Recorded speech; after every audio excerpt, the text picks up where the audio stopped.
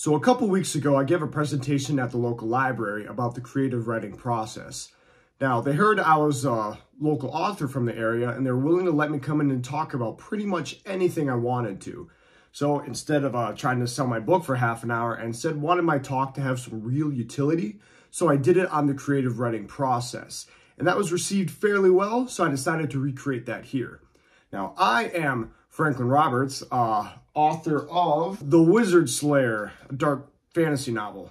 Now, in addition to that, I also studied radio, TV, film at the University of Wisconsin-Oshkosh and minored in creative writing. At the same time, I also took a ton of script writing classes, so I'm by no means a layman as far as written stories are concerned. Now, the first main thing that you need before you start any creative thing is inspiration, and that is usually organic. It hits you out of nowhere, kind of like a bus, and there's nothing you can really do about it, for the most part. Personally, for me, it happens when I'm either at the gym or on the highway listening to heavy metal, and caffeine is involved. But it's different depending on who you are. I think the closest way to come up with a new, fresh inspiration idea consciously is to take two totally separate ideas and kind of mesh them together in a way that creates more than the sum of their parts. And in a way, that's what I subconsciously did when I came up with the Wizard Slayer. The Wizard Slayer himself is a ferocious, inhuman barbarian, but at the same time, he sticks to a strict ethical code as far as fighting against the users of magic. Now, what I did is I took your typical good guy, strict ethics hero, and put him into a monstrous form. So on one hand, it emphasizes the monstrous delivery of justice, and at the same time, the strict zeal of truly being good in a way that hopefully hasn't been done too much before.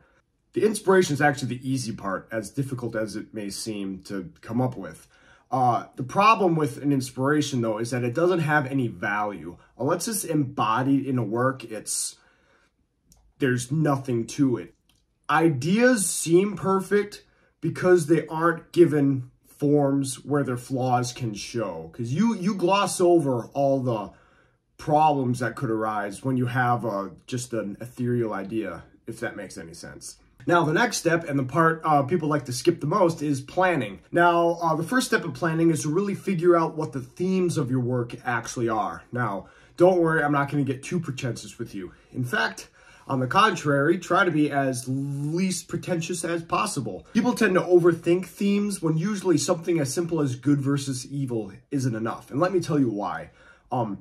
Themes are the aspect of the story that is hidden within the story itself, but hits harder than mere words can describe if the story delivers it well. So think basic good versus evil, right?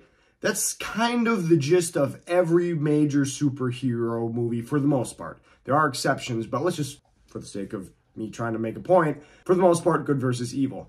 People flock to the movie theater wanting to see the good guy beat the bad guy. Now, it's not like a sports game where there's any question about who's going to win.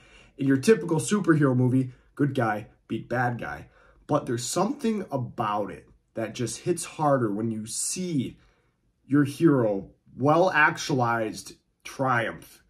And that is what you try to do when you write a story. You're trying to bring that underlying theme or give it across to your audience in a way that mere words can't just describe. Now, that being said, try to keep it as simple as possible because simplicity is probably for the best. If you try to be too groundbreaking, you might start tripping over yourself and it might be muddled and you might not get across what you're trying to get across. So simpler is usually better. Now, these themes, no matter how good they are, can't uphold the work on their own. You don't want to just simply hide a manifesto within a story, right? You want to organically have it come across. So in a good versus evil story, the good guy triumphs over the evil guy. The imagery I like to use when thinking about themes is the Parthenon. Think of that big, cool carved triangle roof thing as the themes of the work. And the pillars of the Parthenon are like the mechanics of the story that upholds it. When they work together, mwah, beautiful piece of art. But if the Parthenon doesn't have any themes, i.e. a roof, yeah, it's an interesting looking structure, but it doesn't have any real utility, so you don't want to just leave it there. Now, at the same time, you can't just have the roof of the Parthenon being the themes, because if nothing's holding it up, well, there's no reason to pay attention to it. Now, for everyone's favorite part of fantasy, world building. There's a lot of really great resources online as far as how to create a well fleshed out, believable setting for your story. So I'll leave that part to the experts. What I'm going to focus on right now is how to implement your themes into said well fleshed out settings. So, for example, the Wizard Slayer's themes, in addition to being about a hero vanquishing the deceptive, manipulative power of magic, is also about persisting in a hopeless world. Therefore, I had to create a hopeless world. So, in the lands of the outlaw kingdoms, there are ruins of forgotten ages and rusted carapaces of great metal war machines, implying that all these epic empires are doomed to fail, and the civilizations that they leave behind aren't necessarily positive in outlook. So, not exactly a happy place, but that's the point of the story, and that's what you want to keep in mind. What is the point of your story? What are you trying to get across? World building starts at the most basic level with the rules of the setting. Even like underneath geography and just like your map of the world, what are the rules? Now, in fantasy, you assume the world is just like ours, except for when you say otherwise. So you have to make that apparent to the reader. When you're coming up with the rules, make sure the magic, tech levels, and how peoples interact with them are apparent. Especially the last one, though, because what a lot of people sometimes don't think about is how actual real-life people would react when they have some sort of magical ability that's common in their world. So think like magical healing, right? What are the point of doctors if someone can just wave a wand and something can be magically fixed? That's something you have to think about. I like to call that two-step thinking, actually, because it's not just, hey, what could someone do with this power? It's, in addition to that, then how would that change society? And you really have to keep that in mind. If you want to get really big brain, think about how you can implement your themes and how the society would act based on your new addition to the setting as far as the magic system. This is really how you can best invoke the theme, and because you're not just blatantly stating it. When it comes to the plot, there are really two main camps that people tend to fall into as far as how to plan it. Now, if you're familiar at all with writing advice, these terms are probably familiar to you, but hopefully I can shed a little bit of nuanced insight onto it. So there are, on the one hand, architects, people that are meticulous planners, and gardeners, people that come up with a cool starting premise and then see how things go from there. So architects plan from beginning to end. They stick to that given blueprint. And the problem with that is that it can seem formulaic or kind of a grind as far as taking what they've planned and putting it on a paper. That being said, the writing pace never slows, because writer's block is when you run out of stuff that you've planned to put on the paper. So what they constantly have a plan, yeah, it may be less fun, but they have constant progress. And when you're creating something like a 300 to 400 page book, you need constant progress. Now, the best part about being an architect, though, is that your ending is a really good payoff. Everything in the plot points towards the ending. And if you plan the ending, that ending will be good. If you don't plan it, it might be good. And do you want to have a 400-page project that's maybe good, or a 400-page project that you plan to be good? In short, I highly suggest planning out the entirety of your plot. That being said, there are benefits to being more on the gardener side of things. You come up with a really good premise and you see where things organically go. And this may seem more organic. You can kind of sit in the the character's mind and kind of think of how they would act in certain situations to make a more believable scene. I find that I tend to do that if I haven't planned something out quite as well as I should have. You also get a lot of opportunities to use your spontaneous creativity, which is quite fun. But at the same time, you often stall out in progress if you don't have an outline. Whenever I have writer's block, it's because I didn't plan. So if I'm sitting there, not typing any words, I go back and try to plan on what to write before I go about it. The biggest problem with being a gardener is that your ending may not be built up as strongly as it should have. For example, George R.R. Martin and Stephen King are both authors that make way, way more than I do. So I really shouldn't be critiquing them. But their endings aren't exactly to the caliber as the rest of their writing are, just from what I can tell. So, yes, they are gardeners, but they could be better if they were architects, for what that's worth. Now, personally, I'm more of in the middle of these things.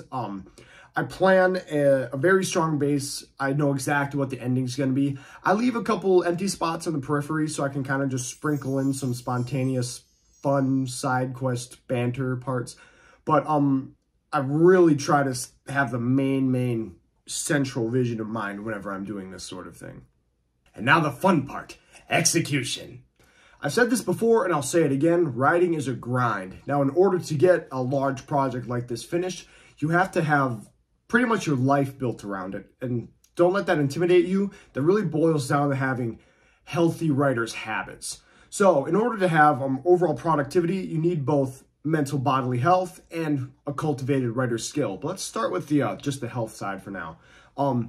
I find that exercise keeps me not just physically well, but mentally well as well. There's something about the endorphins and midichlorians that get pumping whenever I'm in the gym that just, on the one hand, give me fresh writing ideas, but also keep my mind fresh. Talk to anyone that goes to the gym and they'll probably say something similar along those lines. Most competent gym goers will tell you that a rest is equally as important as working out. Even if you're not going to the gym, like, rest is important. You need your sleep.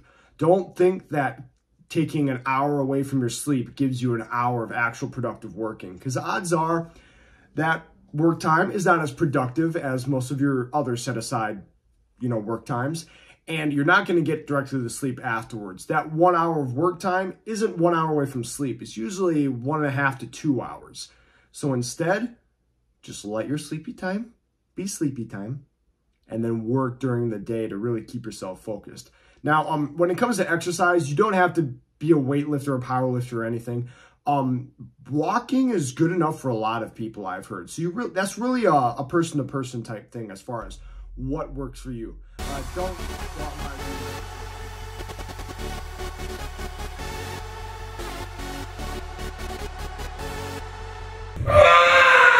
Now, on the mental side, to cultivate a true writer skill, you need to put in consistent effort. It's just like a video game or an RPG, right? The more stuff you achieve, the more experience points you get, the more you level up. I've noticed my own writing pace has skyrocketed in the past, over a year now, I suppose. When I first started out, 1,000 words a day seemed like the most difficult thing ever. And now I feel bad if I'm not getting like 100 or 1,500 words.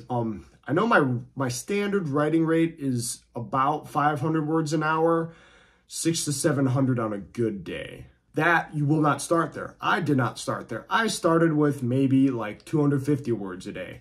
Now, those also were not darn good words. Those were mediocre words, but you get better. And just because you don't start out great doesn't mean you can't grow to achieve that.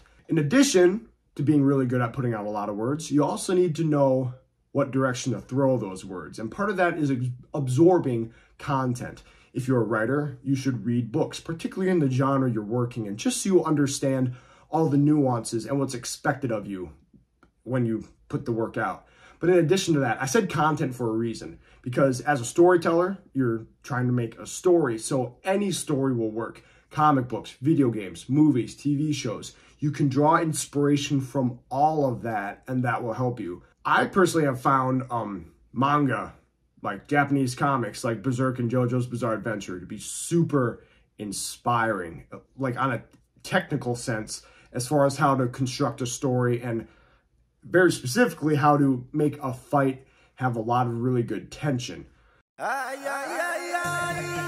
So even if it's not in the exact same lane you're in, don't shy away from stuff outside, because that can really help as well. Now, another thing that can really help authors just crank up the word output is a productive environment. You can't be too used to the place. You kind of have to have extra inputs keeping your brain fresh. So that's why I need, not like to, but need to be in public if I'm going to really be cranking out words. There's something about people watching, just having an interesting fellow come along and draw my attention away for a split second that keeps whatever I'm typing from just being seared into my brain. You don't want to get stuck in that one track. You want little things to kind of take your attention away for just a split second to kind of give you that mental refresh. But everyone's different. I know some people that just need to lock themselves in a dark room, no music, no nothing, and just crank away. And that's just how they do it. And that's totally fine if it's about what works, right?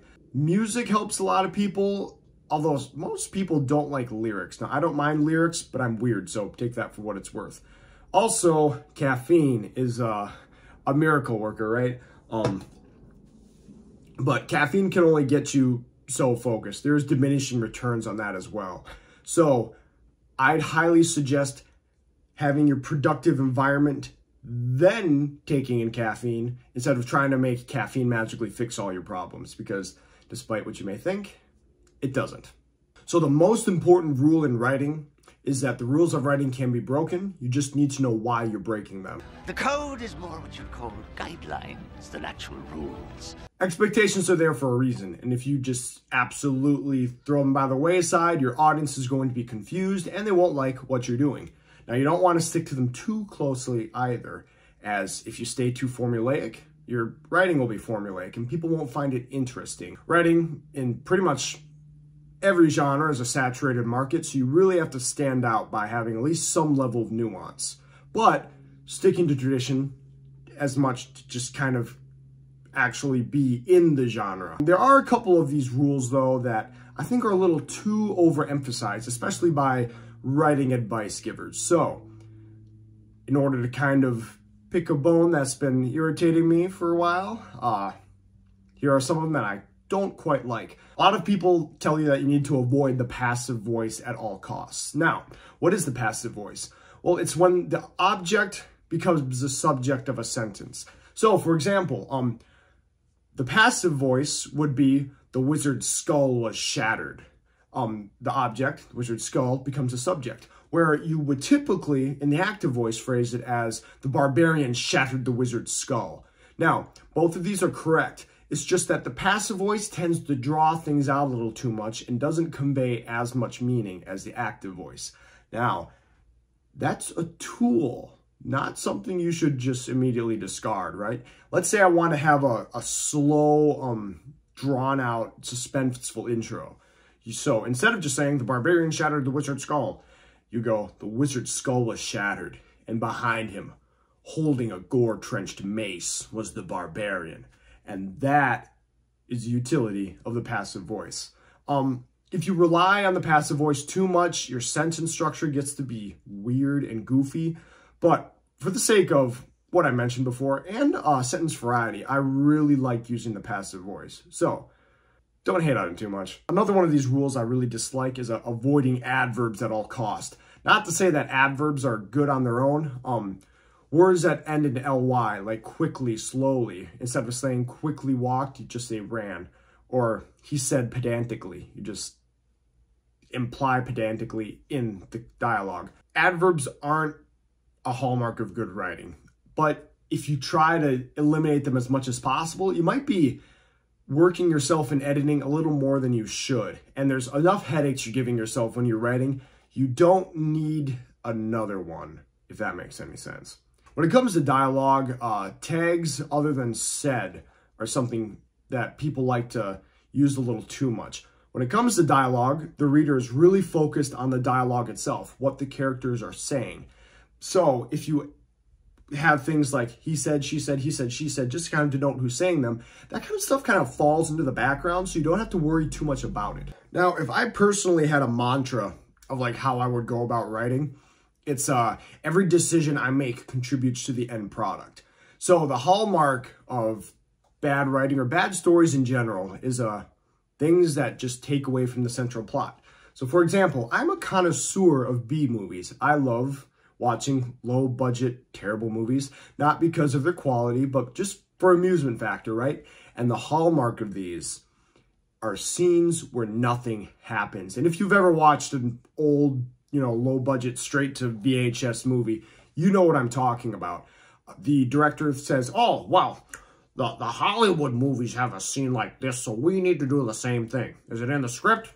Doesn't matter. We got it in the budget. Let's just go film it. Then when you watch it, it's a minute and a half of nothing happening, and you're sitting there wondering what you're doing with your life. And the same exact thing applies to books, actually. If something isn't contributing to the plot, it feels, in a way, like a waste of time. Yeah, it can be interesting, and you can have your little interesting offshoots every once in a while. But what you don't want it is, especially in, like, the fantasy genre, is to be, like, a Wikipedia of all the cool aspects of your setting. Because, hate to break it to you, but people don't care about your setting as much as you, the author, do. So you need to show them why they should care. Have it matter to the story.